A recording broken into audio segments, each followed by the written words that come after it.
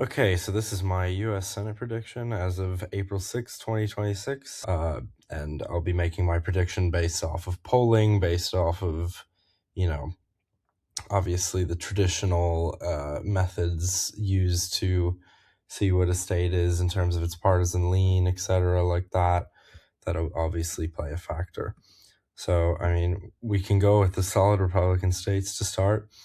I would say Idaho is pretty solidly Republican, especially since we have incumbent Republican running there. South Dakota is pretty solid Republican. I'd say Kansas is pretty solid Republican. I've seen some other prediction channels look at it and see that it's not solidly Republican, but I think it will be in the solid Republican column when all things are said and done. Oklahoma is solid Republican. Mississippi, Arkansas, Tennessee, Kentucky, West Virginia, South Carolina, Alabama, Louisiana, probably solid Republican as well.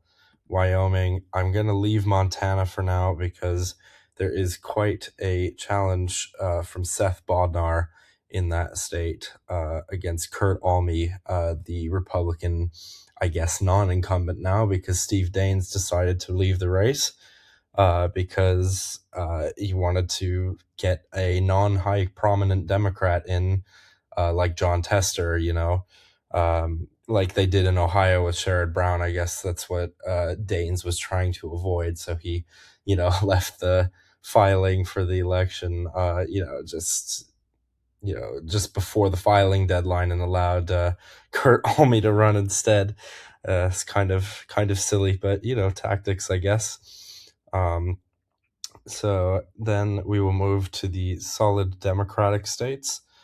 I would say Illinois is solid Democrat. I'd actually also say that Florida is solidly Democrat, even with a non-elected incumbent there in Ashley Moody. I think that she will still win by a solid margin. Florida has just shifted to the right by so much, and even with a Democratic blue wave year, which, I mean, the RCP generic ballot has us up about 6 points, and DDHQ has us up about 4 points right now. I still think that Florida will be in the solid Republican column. Now, moving back to the solid Democratic states, I would say Colorado, despite potentially not having an incumbent run there, the Democrats will solidly win Colorado, especially in a wave year. I think New Mexico actually is also solid Democratic, also because it's a wave year. I'd say New Jersey, with popular incumbent Senator Cory Booker running, is quite, it's solidly Democratic as a result. Delaware, solidly Democratic.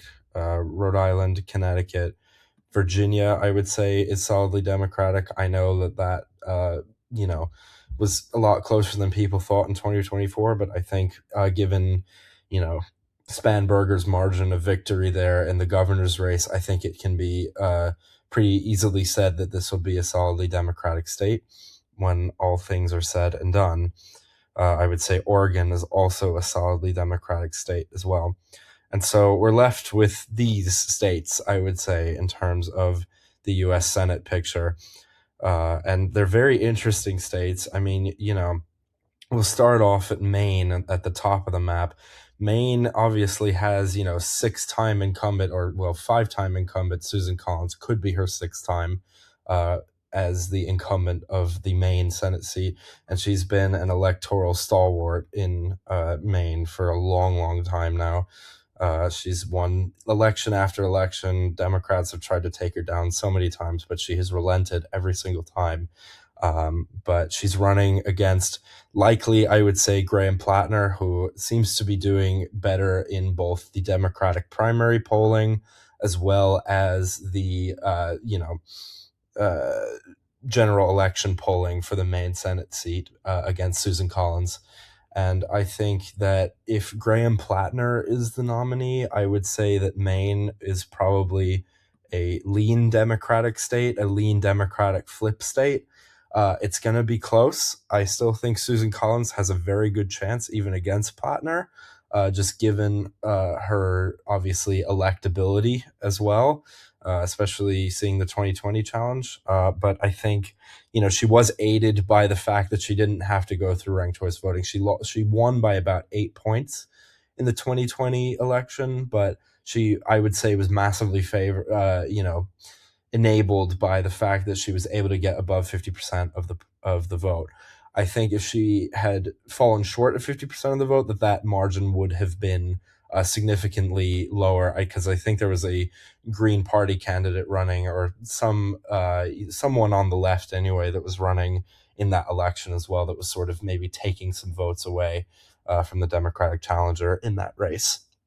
Yeah. I would say then we can go to New Hampshire. I would say New Hampshire is probably a likely Democratic state at this point. I think even with Sununu's entrance in the race, I mean, that it's going to be a blue wave year. I think that will play a big role in this. I think it would be a lot closer if it wasn't blue wave year. I think Papas is also a good candidate to run in the race.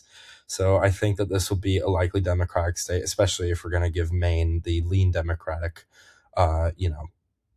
rating. So yeah, it would certainly be a bit of a wider margin, I would say, than the Maine Senate seat. So yeah, right now we'd have Democrats flipping one seat here in Maine, obviously. We have 45 to 45. And we'll just keep going down the East Coast. Now, obviously, in North Carolina, Democrats made a huge win for themselves by allowing themselves to, get Roy Cooper into the race. He obviously won the North Carolina primary recently, so he will be the Democratic nominee in that race. He will be running against a Republican candidate that has never held statewide office before, in Michael Whatley. And I believe that gives Roy Cooper a very good chance of winning this seat, even though the Democrats are not the incumbent party in this seat. I would say that it's going to be a lean Democratic margin. It could even be a likely Democratic margin. I think that, as I think we'll have to look at the polls very closely as we get up to Election Day. And I think that, honestly, this race is probably going to move closer to the likely Democratic category than toward the tilt Democratic category, because, Roy Cooper is obviously, he left with high favorability in North Carolina. And also, he's just like the star candidate to run against somebody who's kind of a nobody in North Carolina. I mean, obviously, he has some name recognition, but he's never been elected in that state. So I think that North Carolina can safely be put into the lean Democratic category at the moment. So this gives Democrats another flip in the Senate, and that would mean that we'd have 46 Senate seats at this point. Now, in the state of Georgia, I think that Jon Ossoff will win this by a likely Democratic margin. Maybe not by a likely Democratic margin, but I would say it's definitely a likely Democratic state for sure, because, Jon Ossoff is a very popular senator in the state of Georgia, very popular incumbent senator in the state of Georgia. And also, Georgia Republicans failed to recruit, obviously, what would have been the star candidate in Brian Kemp, which is the current governor of Georgia. And they failed to recruit Brian Kemp, just like the Democrats did not fail to recruit Roy Cooper. So that's why I would say Georgia is in the likely Democratic column, because, I mean, Jon Ossoff is essentially running against a couple of congressional, a couple of people who are in Congress right now in the House of Representatives that don't really have as high name ID as obviously Brian Kemp would. I also put it into the likely Democratic category because, obviously, again, I will cite the blue wave year, because in a red wave year, like, this could be the complete opposite. We could be seeing Jon Ossoff potentially lose his seat. I still think even in a red wave year, he would win his seat. But because it's likely to be a blue wave year, I would say that Georgia can pretty safely be considered a likely Democratic state. So then we'll move up to the state of Ohio. Now, this is a really interesting race, because you have, obviously, John Husted, who is the current incumbent senator there in Ohio. He obviously did not get elected. He was, chosen by Mike DeWine to replace J.D. Vance as a result of J.D. Vance becoming the vice president. And so, John Husted is sort of this Republican that has never been elected, but is also the incumbent.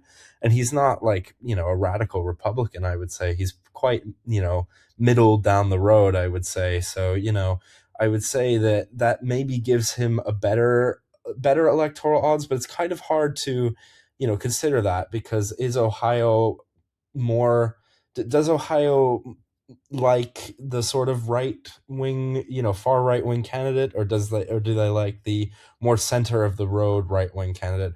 It's hard to tell. I would say they probably at this point would prefer the centrist candidate, and John Husted, I would say, like basically, encompasses that pretty well, I'd say.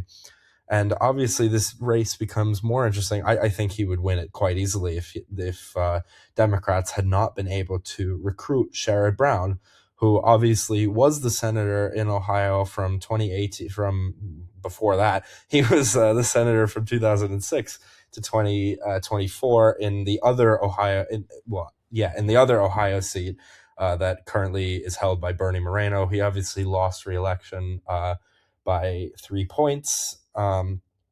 Sherrod Brown. And so, honestly, I think recent electoral history, combined with, yes, it will be a blue wave year, but combined with the polling, which doesn't look that, one-sided for Sherrod Brown, I would say that this state probably remains in the lean Republican column. I think Husted is a decent candidate to run in this race. He was obviously the lieutenant governor before he became a senator. So I think he has decently high name ID. So obviously that's something that can be considered here. So I think despite Sherrod Brown's high name ID and like the fact that he was a senatorial stalwart in Ohio for quite a while, I think just given the fact that he lost the 2024 election by 3 points to sort of an underwhelming Republican candidate. Yes, he did overperform Donald Trump, but I think that was more because Bernie Moreno was a pretty bad candidate to run in that race, more than it was to Sherrod Brown's strengths as a character in the U.S. Senate race. So I just think that this will stay in the lean Republican column at the moment, just from all those factors combined, despite the blue wave here. But, as we get closer to general election, we could look at polls and see how they've changed. And I, be willing to obviously move the characterization of this race to maybe more of a toss-up / tilt Democratic state if the polling starts to get better for the Democrats there. As well as just the overall feel of the race if Sherrod Brown is running a good campaign, for example. In the state of Iowa, I would say that Republicans have a pretty decent edge here. Honestly, I'd say that it's a pretty likely Republican state in terms of characterization. I don't think that they would win it by a likely Republican margin. I just think it would be a likely Republican, like it is likely that the Republicans will win this race, I think. This is because you have you have a pretty good candidate that they've been able to put up there, the Republicans, in Ashley Hinson, who obviously is in one of Iowa's congressional districts at the moment. So she has decently high name ID in the state of Iowa, and she's running against Zach Walz, who has, I think, some name ID. I'm not exactly sure what he is positioned in terms of Iowa. I don't think he's positioned in anything, actually. I think that's the governor's race that I'm thinking of. But yeah, Zach Walz, I think, is decently well known in Iowa as well. But I think that Ashley Hinson is a pretty good replacement for Joni Ernst. I think that Joni Ernst would have had a much tougher time against Walz if she had stayed in. I think the fact that they're actually changing the Republican in that race will actually benefit them, because Joni Ernst is obviously this controversial Republican figure. She's said, a lot of things in the past that haven't really gone well with the American public, especially in the state of Iowa. But yeah, I would say just given the fact that they're replacing the candidate in Iowa will actually benefit Republicans there. And, I think Iowa went for Trump by like 13 points. So I think it will stay in the Republican column, despite the blue wave year that is predicted by most forecasters, I would say, at the moment. Now, moving to the Minnesota Senate race, I would say that this is a likely Democratic race. There's really not much to say about it. I think that I could even put this in the solid Democratic column, just because it's a Democratic wave year, and I just feel like Minnesota will be solidly Democratic at the end of the day. And there's really not much to say about it, I'd say, in terms of whether it would be up for grabs by anyone. I don't think it would be. I don't think any of the challengers have any, high name ID per se. So I think the Democrats will hold on to this seat, and I don't think the Republicans have much of a chance of winning the seat. Now, Michigan. Michigan is, I think, one of the toughest Senate seats to predict. I think a lot of people actually put this into like the likely Democratic margin just because it's been, favorable towards Democrats electorally when it comes to the Senate seats there. But we have to remember that Gary Peters, the incumbent Democratic senator, is retiring in Michigan right now. So I think that really hurts Democrats, actually, especially when you have a divided primary in the Democratic column, whereas the Republicans really don't. They really don't have a divisive primary. I mean, they're going to put Mike Rogers up there. Mike Rogers obviously was the 2024 nominee in the 2024 Senate race. He lost by 0.3 of a percentage point. That is a very close margin. And it was in a similar circumstance. It was an open seat as well. And, I think with some of the, he's probably been able to build up his, campaign resources in the last couple of years, in the last year or so. And I think that will actually kind of benefit him here. Now, I'm not ready to say that I think this is going to go into the Republican column. I don't, but I think it really depends on the nominee, actually, on the Democratic side. Obviously, you have three nominees in that race. You have Abdul El-Sayed, who is, more of the progressive slash anti-Israeli, obviously, candidate in the race. You have Mallory McMorrow, who's trying to sort of pivot herself in the between progressives and moderates.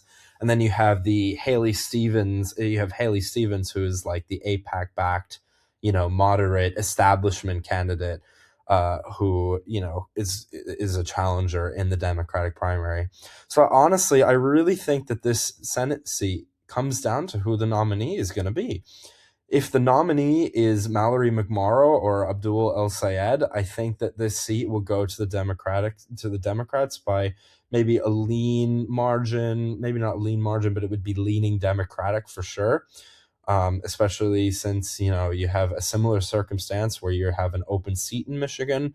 And obviously Mike Rogers got very close to Alyssa Slotkin, who was an establishment candidate, to be fair. But, got very close to Alyssa Slotkin in obviously a Republican wave year. But I think he's probably been able to obviously build his campaign resources in the last year. So I think that it would, if it is Mallory McMorrow or Abdul El-Sayed, then it will probably be like leaning Democratic if the nominee is one of those two. Now, if it's Haley Stevens, I would worry about the Democrats' chances here. I think that they would still win. I think it would be very, very, very close, though. And I would only say that they would win probably because of the blue wave year. I think that Haley Stevens would lose the race if it was a Republican wave year, or even if it was a neutral year. I think that she is a below average candidate. Even if she's an average candidate, I mean, Michigan is more partisanly Republican than it is Democrat at this point. It's like 1 point, I would say, to the right of the rest of the country, or just R+1 in general.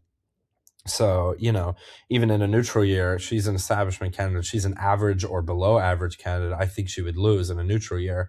But I think if she is to be the nominee in this cycle, I think she would barely hold on to the seat, I would say. Mike Rogers would get pretty close, maybe within a point of unseating the Democrats in that seat. But I think, honestly, I don't think she will be the nominee. I think it will be McMorrow. So if it's going to be McMorrow, I think that it will probably fall into the lean Democratic category. I think it would be leaning Democratic. I don't necessarily think it would be a leaning margin. It could be, given the year that we're in terms of the Democratic wave and everything. But yeah, I think for sure it would not be as close as it would be if it was Haley Stevens as the nominee. So that's my Michigan prediction at the moment. And as you can see, Democrats are at 49 seats now. They would need 2 seats from here out of the remaining 4 to win the Senate election, to win, obviously, to win Senate control back in 2026, in the 2026 Senate elections. In terms of the state of Texas now, it's the same sort of deal, but flipped. Obviously, you have the Republicans in office there with John Cornyn as the Senate, the holder of the Senate seat in Texas. He is obviously in a very heated primary right now after they couldn't decide who would be the nominee between Ken Paxton and John Cornyn. So he's in a very heated primary runoff between himself and Ken Paxton. And I would say, I think it really depends on who the nominee is here. If it's John Cornyn, I would say it's a likely Republican state.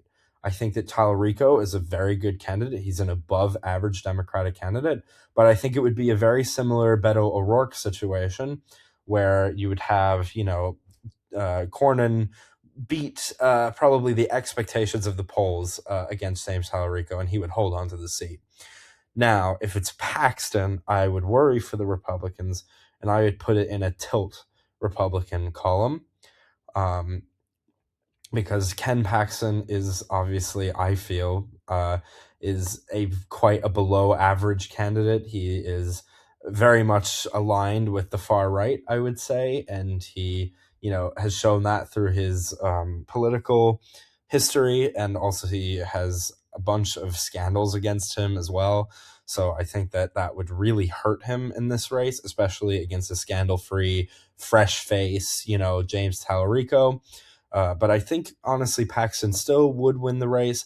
Barely, though. It would be very, very close. Just because James Tallarico and the Democrats just don't really have a lot of electoral history in Texas, and also Texas went to Trump by double digits. I think that James Tallarico, even with Ken Paxton as the nominee, would not be able to overcome that. So let's put it in the middle, and we'll say it's a lean Republican state at the moment, and it really depends on who the nominee is going to be. If it's going to be Cornyn, it would be a likely Republican state. If it's Paxton, it will be a tilt Republican state in my eyes. So we'll put it as lean for now. Nebraska is really interesting as well. They're all really interesting, I would say. But Nebraska is very interesting because you have Pete Ricketts running, who won in 2024 in that Senate special election in 2024.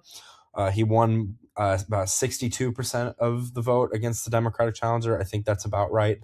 And obviously Deb Fischer was running against the independent challenger that is going to be running against Pete Ricketts here. Obviously, Dan Osborne is that independent challenger. And he got within, I think it was about 7 points of Deb Fischer in Nebraska. So it was a lot closer than people thought. And I think especially in a blue wave year where you probably are going to have more Democrats turn out than Republicans, it's probably going to get a bit closer, maybe stay around the same. I would say that Pete Ricketts is a better candidate than Deb Fischer is. He has, obviously, he beat Deb Fischer in terms of the margin of victory, but obviously he was running against the Democrats, so that's probably a different sort of ball game in that regard. So yeah, I think that Pete Ricketts will probably win this by slightly less, maybe around the same margin that Deb Fischer won it by. But I would not be surprised if Dan Osborne, as we get closer to the election, gets closer and closer in the polls. He has the potential to potentially win this seat. It's going to be a lot closer than I think people think it will be. But yes, I do think that Pete Ricketts will win it in the end by probably a lean Republican margin, / it'll be leaning Republican in general.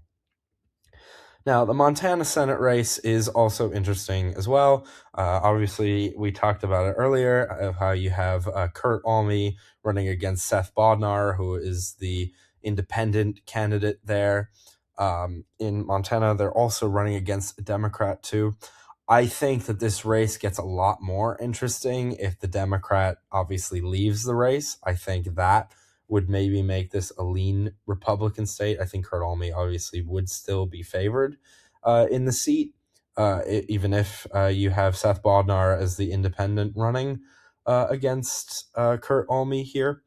But given that there's a Democrat in this race right now that will probably take away some of the votes from Seth Bodnar, um, even though, like, I'm sure a lot of Democrats will try to, coalesce themselves around Seth Bodnar, I think that this will be a solid Republican state at the moment. Kurt Alme definitely is favored to win this seat, obviously outright. Naturally, he's favored to win it because Montana has a Republican lean in terms of their partisan lean.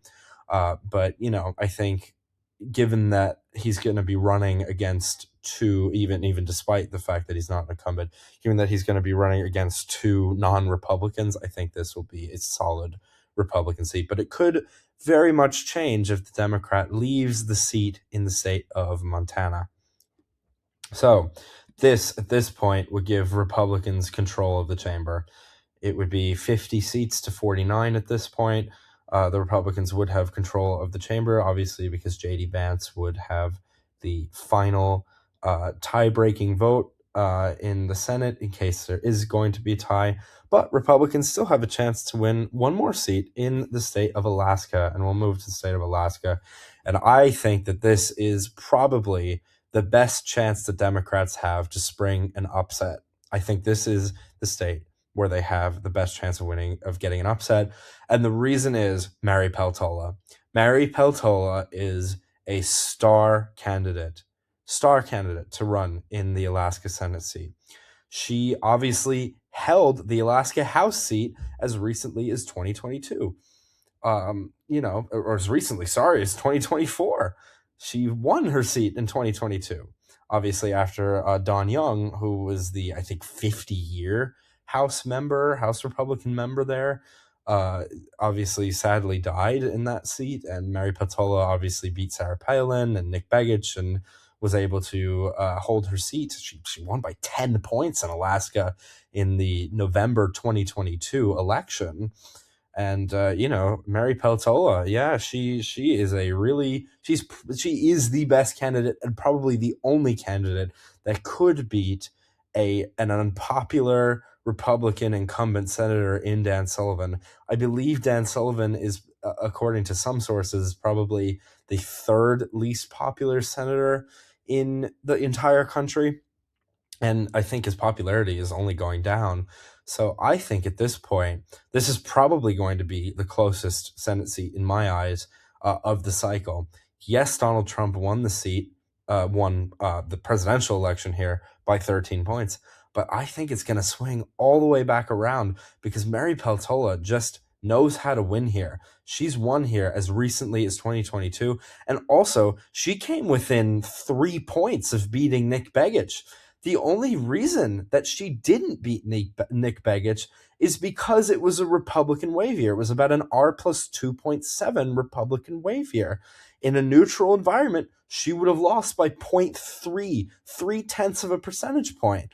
Or she would have won even. It would have been really close. So Mary Peltola can overperform the fundamentals. She would have overperformed Donald Trump by 10 points in 2024. She overperformed everybody in 2022, that's for sure. So if she can overperform by 10 points in 2026 in a Democratic wave year, where you're probably going to have a plus 6D margin, which is what the RCP polls say, then I think she's probably about a 60-40 favorite right now in this Senate seat. And I would put this in the tilt Democratic column as a result. So what does this result in? This results in a 50-50 Senate margin between the Republicans and Democrats, where you have Republicans winning 50 Senate seats, and you have Democrats making 3 gains in the state of North Carolina, Maine, and Alaska. And I think that this is probably the most likely outcome right now. I say Republicans hold on to the Senate, but by the skin of their teeth, honestly. I mean, it is hard to see how the Democrats would get another seat from here. Ohio's possible. Nebraska is, I mean, you never know with Nebraska. Dan Osborne says he's not going to affiliate himself with a party, but it would take a seat away from the Republicans, so the Democrats would be in control of the chamber anyways. So Nebraska's possible. Texas is also possible. It's these 3 Senate seats. I think they probably as likely as one another to sort of go to the Democrats as the next possible flip for the Democrats if they are to win Senate control. But yeah, I would say most likely right now the Senate is probably going to go to the Republicans. I think it's, that was obviously the most likely outcome way before we're doing this video. But I mean, the Democrats have really come back, I'd say, in the last year. I mean, especially with some of the margins that we're seeing, as well as some of the, just potential gains that the Democrats can make and the potential outlooks on these seats like Maine. You've Graham Plattner running. Obviously, you've Janet Mills running too. Janet Mills wins the primary. I think it's a lot closer of an election in Maine. You have North Carolina, where the Republicans have essentially given up there, I would say. Obviously you have Tom Tillis there, who's the incumbent senator in North Carolina. He's not running for re-election after, he obviously split with the Republicans on the BBB, which is the one thing that can apparently get you out of the Senate because Trump has such a stronghold on the party. And so he's not running, and they've essentially given up. They put Whatley in there, out of all people. I would not have done that if I was a Republican strategist. I would have tried to find, a decently popular North Carolina House member to maybe run there. They haven't done that. And Alaska, I think Dan Sullivan is sleepily walking into defeat. I think the Republicans think that he is he's the best person to run there. I mean, I'd say maybe Nick Begich is probably the best person to run there. But, they didn't even consider it because Mary Peltola wasn't really in the question. And also Mary Peltola lost in 2024. And so they were like, she'll probably lose again, even if she enters into the seat. But again, she only lost by 3 points. And that was in a Republican R plus 2.7 year. It could very much change very quickly in Alaska, especially since you have an unpopular senator in Dan Sullivan. Now, I think Alaska and Ohio differ because obviously with Sherrod Brown, who has electoral history in Ohio too, I would say John Husted is much more popular than, Dan Sullivan is. And also, he also has some high name ID too. So I think that there's a difference there. And also, Sherrod Brown lost his seat in 2024, and you can't really look at the electoral history really. You have to go all the way back to 2018, which I think is a very different dynamic to what we are in now. I think Ohio has moved sharply to the right since then. Whereas Alaska is actually moving to the left. So, I think that sort of also in my brain makes me want to say Ohio is more favored to go to the Republicans and Alaska is more favored to go to the Democrats, just given also that shift that both states are seeing. But yeah, I think this is my initial Senate prediction as of April 6, 2026. I hope you enjoyed the video. It's my first video on this channel about politics anyway. I obviously have uploaded some other stuff on this channel before, non-politics related. I did a tutorial video and a video of one of my very old videos where I obviously was not very good at video making back then. I still aren't really. I'm still trying to get used to it and trying to understand it quite a lot, a lot better as well. And also I should probably be editing more. But yeah, this is my first attempt at a video, and I hope you enjoyed the video and let me know what your Senate predictions are in the comments below. Thank you for watching.